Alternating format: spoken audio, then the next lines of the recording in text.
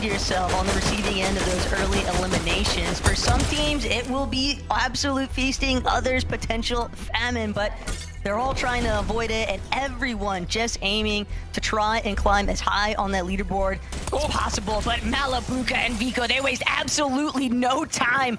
iDrop immediately going to be extinguished from the lobby, and Marius forced to just try and retreat, see if he can maybe create a little bit of space here. But you know, Vico, Malabuka, they are going to be on the hunt now, and they're not the only ones. I mean, you've also got Chap and Flixie nearby, but get a little bit of a run back of how it went down.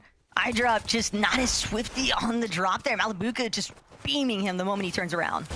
Drop diff. iDrop Marius, though, now pushing onto Vico in a 2v1. Not only getting the knock, full elim. Now, what I'm keeping in mind as well, the surrounding areas. One of the favorites, Sky and Scroll, will also be looking to later capitalize on this engagement. But for now, it looks like there's gonna be a bit of calmness to the storm.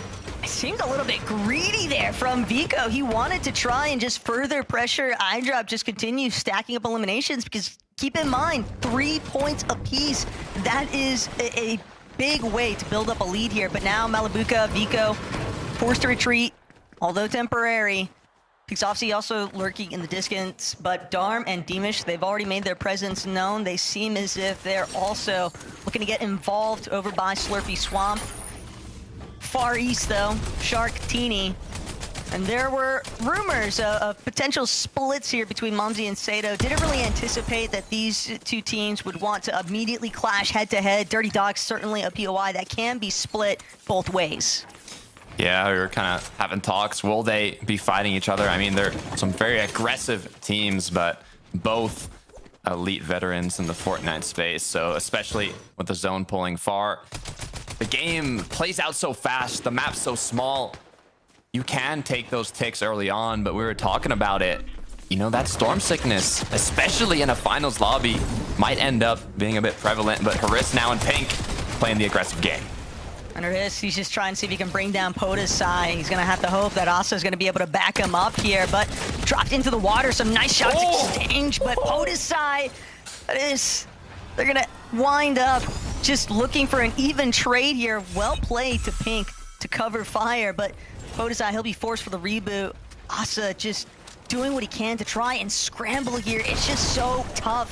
Forced to retreat steep as possible into Boom and Base, but Pink, that is, they know that what kind of advantage they have to work with. And not only that, but these reboots are also going to draw the attention of some other teams. Pink, that is, now just looking to tag team Asa. He's doing everything in his power to just buy a little bit more time for his duo, and we still got trouble building at Slurpy. iDrop one more time, gonna bring it to Malabuka, only this time it's revenge. A nice elimination here to even up the score. Now 2 eliminations in total for iDrop and Vico. Malabuka maybe back to the drawing board here. I know our analyst Des was riding really high on Vico and Malabuka's performance in their heats, and for good reason.